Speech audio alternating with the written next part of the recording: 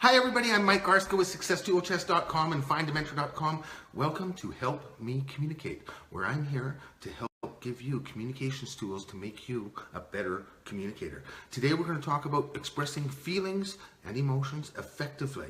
And we're going to start with why it's so important to express feelings and emotions in any communication interaction. We're going to talk about the difference between feelings and emotions. We're going to talk about how to shift that emotional response, that charged emotional response, to a positive go-forward feeling. And we're going to talk about effective expressing of feelings, what words to use when expressing feelings. And the benefit will be that you'll get positive outcomes in charged situations. We'll teach you how to turn that adversity of emotional charge into a benefit of positive going forward feelings. Why is expressing emotion so important? Because emotions are connectors. They're people connectors. People are thought and emotional beings. It's what we do. We think and feel all day long. Even when we're sleeping, we're dreaming, we're thinking, and we're feeling. And that feeling component of the human energy field connects us on a real, authentic level. And people like to be authentic and real and honest. And when advertisers are advertising to us, what they're trying to do is connect with us on an emotional level, because they know that if they connect with us on an emotional level, that we'll go buy their product. The same thing when you're in a situation where there's potential conflict, or you're in a conflict situation, or you're going into a crucial conversation. To connect with people on an emotional level solidifies the relationship. It allows for solidifying the resolution and the progress of the conflict. And so we want to connect with people on that emotional level. Now I see thoughts and emotions kind of like electromagnetic energies, because people we're energy fields.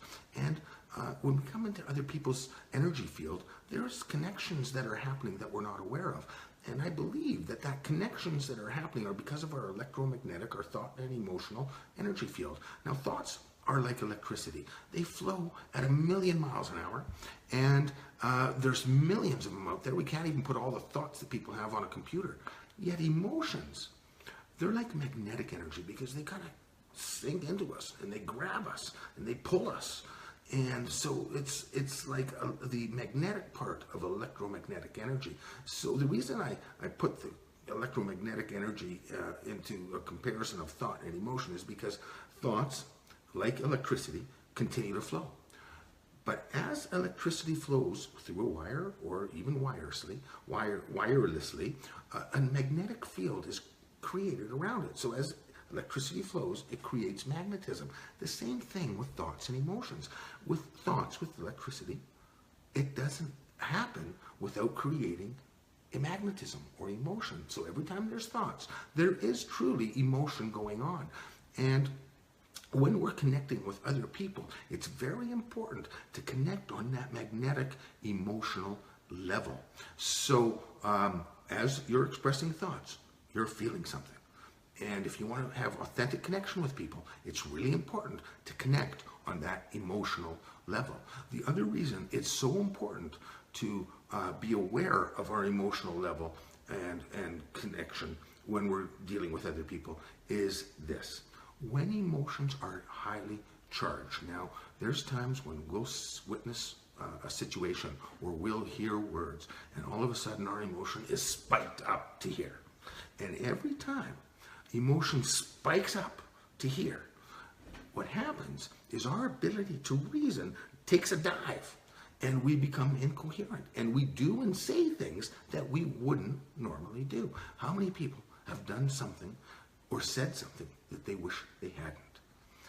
That has happened because you made your decision to respond in a highly emotional state versus a calm feeling state.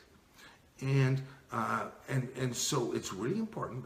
One of my co-coaches, Bob Vaughn, and we've coached different companies, the same companies, in communications processes. And he says things a little bit differently than me, and different people need to hear different words to learn the same thing in some cases. And so I do recommend taking programs from different coaches. Having said that, Bob said, like I mentioned, when our emotionally charged, emotions charge up, what we want to do is wait before we respond until our emotions come to an even keel and our ability to reason comes back up to an even keel, and we react from a calm, sure-footed, confident, knowing perspective.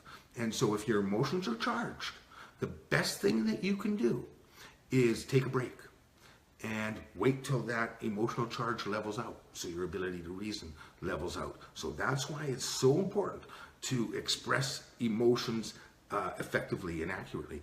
Now, recently, I watched a video from Brendan Bouchard, and Brendan Bouchard is the #1 trainer in the world for high performance people. He trains gold medal athletes, he trains actors, he trains politicians, and he's recognized as the world leader in high performance training. And he recently did a study for 3 years on what makes people high performers. What are those common denominators? And one of the things that I got out of his recent video I watched from him was his clear definition of the difference between emotions and feelings. Now, I've heard people tell me that they're different before, but nothing really resonated with me until I listened to Brendan's video. So that just shows that we continue to learn. Now, I've been passionate about learning communications and coaching communications and mediating for 30 years. And I've been mediating and helping companies with communications and information flow for over 17 years. And I'm still learning things. But one of the things that I learned from Brendan last week was the difference between thought, or between emotion and feelings. And Brendan says that emotions are reactionary. Feelings are intentional. So I'm going to read some of the things that he said about that. To transition effectively from high emotion into intentional feeling, we want to release the tension of the high emotion. Now, whether that's positive or negative, we want to release highly emotional tension and set intention. So even if I'm really excited, when we're really excited, positively charged, our ability to reason is just as low. I'll give you an example of what could happen. If I go into a car dealership and I've got a family, 2 kids and a wife at home, and I can afford 1 vehicle, but I walk into this car dealership and I see this beautiful little sports car and I get really excited about it, and I make my decision based on that emotional excitement before thinking clearly about what I'm doing, and I buy that sports car and I come home. And that's when my emotional charge goes down, and I see my wife and she says, "What are you doing? You bought a sports car. We got a family. We need a van or a station wagon or a sedan at the very least." It's an example of somebody making an emotional decision from a positive perspective. That's not wise. Another example of making a unwise reaction to an emotional situation. When I was in the cellular phone business, and I was in the cellular phone business in the late 80s to the late 90s, when they were fairly new. And the network that I was representing with my stores, we had 3 cellular phone stores. They were, the market changed all the time and different offers came out. And the network was competing what the dealers considered to be unfair. They were making offers in a market and making or sending customers to a 1-800 number with an offer that as a local dealer we couldn't compete on. We couldn't make money if we matched this offer. Yet we were responsible for servicing those customers for that network.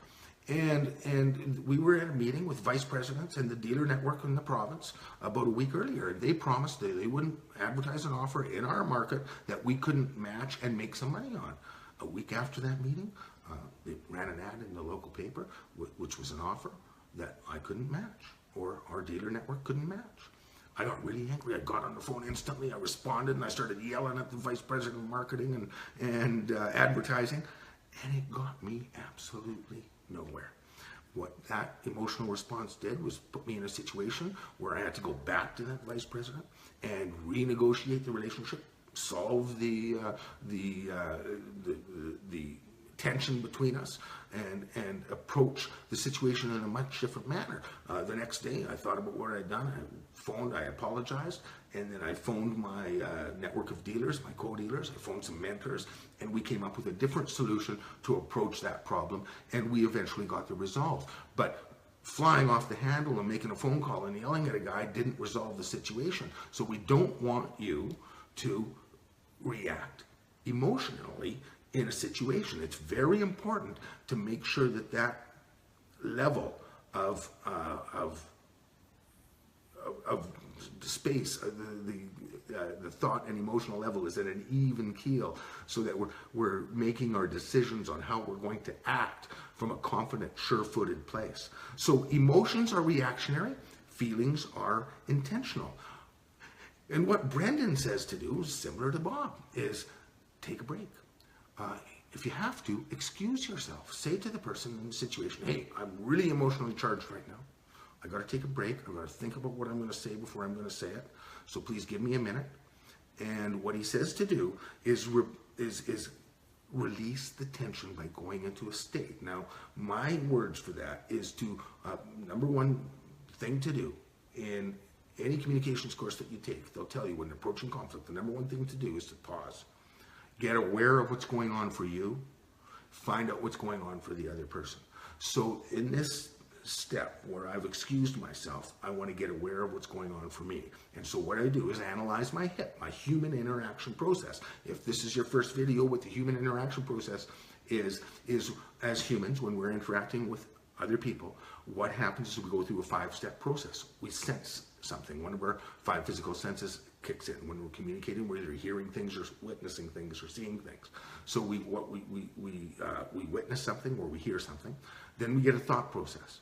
With the thought process comes an emotional process.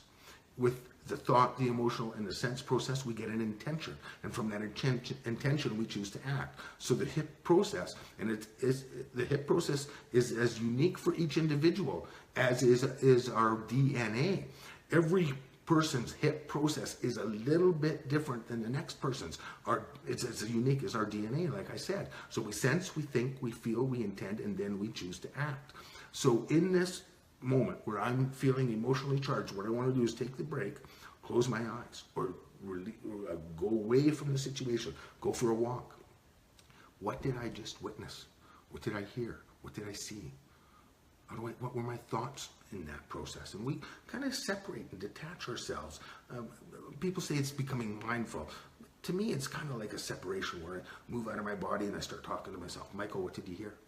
Michael, what did you see? Michael, what were your thoughts around that? Michael, how did you feel? Michael, what do you want to come out of this? And it's in that intentional process that's very important before we go back and start talking to other people. Because if we're analyzing our intention from a charged place, we might be in touch with that part of our intention that wants to make the other person feel as uncomfortable as we do. But if we slow that down and bring our emotions down by talking to ourselves, okay, where does this emotional response come from? You've seen this before, but is it the right way to move forward in this situation? No. So how do I want to approach it? What do I want? Well, I want a win-win outcome. Brian Tracy's 7 Habits of Successful People, create a win-win outcome. So I want to have that intention. I want to have the intention of being inquisitive. So I want to have a sense of wonder, or emotion of wonder, or feeling of wonder and inquisitiveness. So that's how I want to approach it. And I want to get myself to that even keel place where I'm analyzing carefully what's going on for me. These are the words I heard. This is how I reacted to that. Whether I was reactive, and I'll share that. The second step of communicating effectively is to be aware of my HIP, and then the second step is to share it thoroughly and accurately, completely. So I share it. These are the words I heard. When I heard those words, this is the thought patterns I went to. And when I was thinking that, I was angry and mad. And when I took a moment to think about it, this is what I want to happen as a result of this. So what I want to do is get my transform that high emotional charge into a calm, confident, sure-footed, positive progress feeling. And I want to share that. So what I want to come out of this he or she, is I want to find resolution so that we both feel better about this interaction. I want to find out what's going on for you, because I think if we both have both things on the table, our processes on the table, it'll be easier to find that common ground and progress towards a resolution. So when I'm emotionally charged, I want to take that break. Brendan says, close your eyes. Repeat over and over to yourself what you want and what feelings you want to feel, and convert that high energy. And the example he gives is coaching a gold medal athlete, a runner, a distance runner, or a short-term runner. And he says, when all those Olympic athletes are lined up at the starting block and they're in their position and they're waiting for the gun to go off, it's natural for all of them to be feeling very anxious.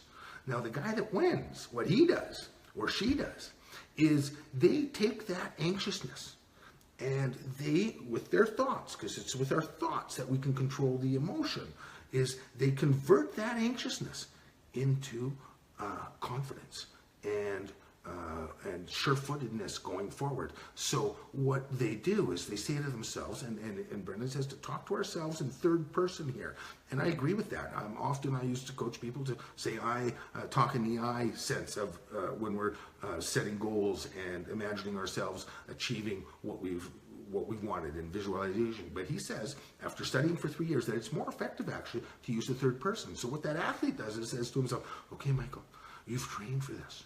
You're ready for this. So he's converting that anxiousness into confidence. And he says, you're ready for this. And you're ready, you can go. And as soon as that gun goes off, you're ready and you're going to make it and you're going to win.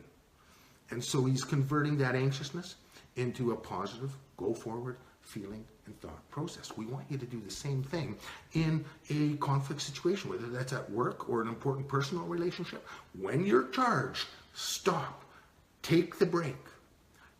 Excuse yourself if you have to. People understand that when we're charged, we're not going to say and do things that we normally would. And so they accept that you need a break. Now, whether that's going for a walk or just closing your eyes and repeating to yourself where you want to come from, getting clear on what your intentions are, the win-win outcomes, the intention of being inquisitive, whatever that takes. So then, now that we're calm, that's when we go at it. And we start by sharing our hip. This is the words I heard. This is my thought pattern. Here's how what my emotional charge was. I've changed it. I want to go forward feeling this, and I want to find out what's going on for you. So I've shared my intention. I want to find out what's going on for you, and I want to find a resolution. So now it's time to listen and find out what's going on for the other person's hip. And remember, it's very important that we put both people's hip on the table if we want resolution. What words did you hear? And they might have heard different words or witnessed a different thing than I did, because their filters are different than mine. Their hip is unique to them, and mine's unique to me. So let's get clear on what each other's process is. And that's what the sharing is. Now, sharing emotions. I often find that people share emotions inaccurately.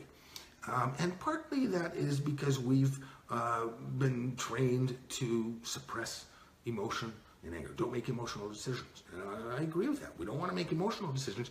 We want to make positive feeling decisions. We want to make positive thought decisions. And so how do you express emotions accurately? Well, the first rule of thumb for expressing emotions is to do it in 2- and 3-word sentences. So in other words, I feel angry, or I'm angry. I feel frustrated, or I'm frustrated. I feel excited, or I'm excited, or I'm in love, or whatever. But keep it to a 2- or 3-word sentence, and you know that you're sharing an emotion. Often I hear people use the word feel, but in fact, they're sharing a thought, a perception, or an opinion. And the way the rule of thumb that I follow for deciphering between the two is when I hear people say, I feel that, or I feel like, often they're sharing a thought, a perception, or an opinion. I feel like you're being unfair. I feel like you're being an idiot. Is not a feeling statement. It's actually a thought, perception, or opinion statement.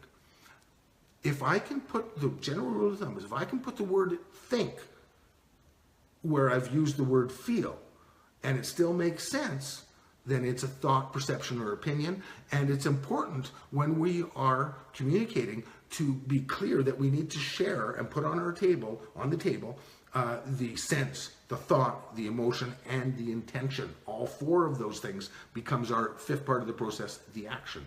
So sharing feelings accurately is important. Getting them on the table is important. At the end of this video, I will share a link to a website that gives you a full list of people's feelings, both positive and negative, and a full list of people's basic needs. And having awareness of that perspective, of that full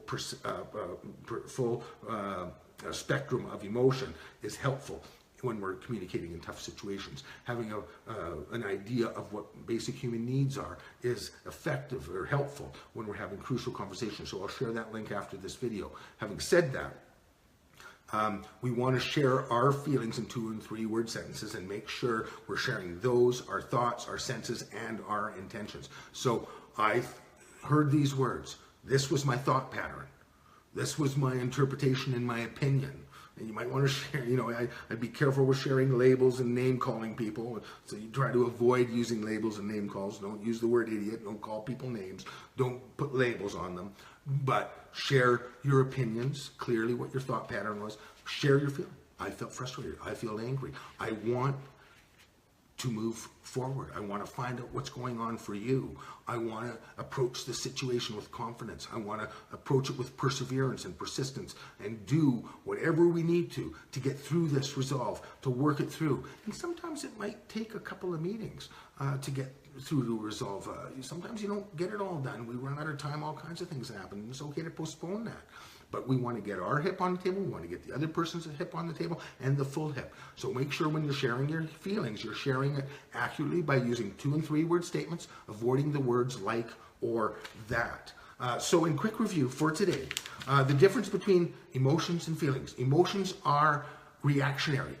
Feelings are intentional and can be controlled by thoughts. And we want to approach things with positive thought and emotion, not reactionary emotion and reactionary thoughts. So let yourself come to an even keel before you respond or act in a situation. Okay? Emotions are connectors. So it's really important to, when we're communicating, to have that emotional component to connect with other people. When we are sharing authentically and honestly our entire human interaction process, we are perceived as authentic and honest, and it opens people up. If I'm really angry and I've got my hair and I'm not, I'm not angry, but my body language is showing, the other person will perceive me as dishonest, and that will slow communication and resolution down. So be authentic. Share what you witnessed, share what you thought, share how you feel, and share your intention. So, so the difference is, again, emotions are reactionary. Change them to intentional feelings, and do that by taking a break, analyzing your hip. What did you sense? What did you think? What did you feel? And how do you want to feel? And how do you want to progress? And what do you want to come out of this? Make sure there's a sense of inquisitiveness in there so you can find out what's going on with the other person. When people feel like you care about what they think, they'll open up more, okay? When you're expressing your feelings, use 2 and 3 word sentences, and talk to yourself in the third person. We always have a little session about how, and these help me communicate, it's about communicating with ourselves. And so this week, the rule of thumb is to talk to yourself in the third person. Michael, you can do this. Michael, you're feeling angry. Let's convert that to positive. You can do this. Michael, you just saw these things, but talk to myself in the third person. Michael, you're going to make it through this. Michael, you're going to achieve this goal. Michael, you're going to get to this outcome. Talk to yourself in the third person and put your pressure on yourself from that perspective. But be gentle with yourself. I've always often heard that if we talk to other people like we talk to ourselves, we wouldn't have any friends. So be gentle in your self-talk. Use the third person and progress towards your goals. I hope you got something out of today's video. Quickly, what I'd like to do is introduce that, if you want to get clear on what the human interaction process is, go to successtoolchest.com. Click on the HIP, Effective Awareness Communication Tool. You can download a PDF for free, or you can watch a video for free once you register with us. And you'll be able to refer to what the human interaction process is and remind yourself how to use it effectively. We also offer a contact communications and masterminding program. Right now it's on special for $89. So if you want to take a full 7-step framework course to learn how to become a great communicator, it's only $89 right now. It's cheaper than the price of a concert ticket or a fight ticket. And how we communicate determines our level of success, both in personal and business life. Do you think your communication skills could be improved? I know that I continually improve my communication skills and continually upgrade the program. So that you'll have lifetime access to this program for $89.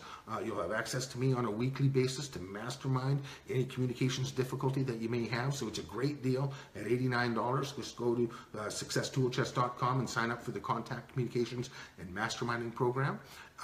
The other thing is to have many mentors in life. I believe in having 4 mentors for every aspect of life that's important to me, 4 business mentors, 4 communications mentors, 4 spirituality mentors, and so on and so forth. Findamentor.com is free. You can sign up there to find mentors in an aspect of life that you want to learn something in, or you can sign up there to be a mentor and pay it forward and give back to somebody that needs your help in that area of life that you're an expert at. It's all free. Go out and make it an awesome day. Check out successtoolchest.com. Like this video if you like it, please. Tell your friends to like our videos and join us. And we'll see you next week. Go out and make it an awesome day, and careful on how you're expressing your feelings and emotions. Remember, convert, transform those intense emotions into a positive, intentional feeling. Bye for now, and we'll see you next week.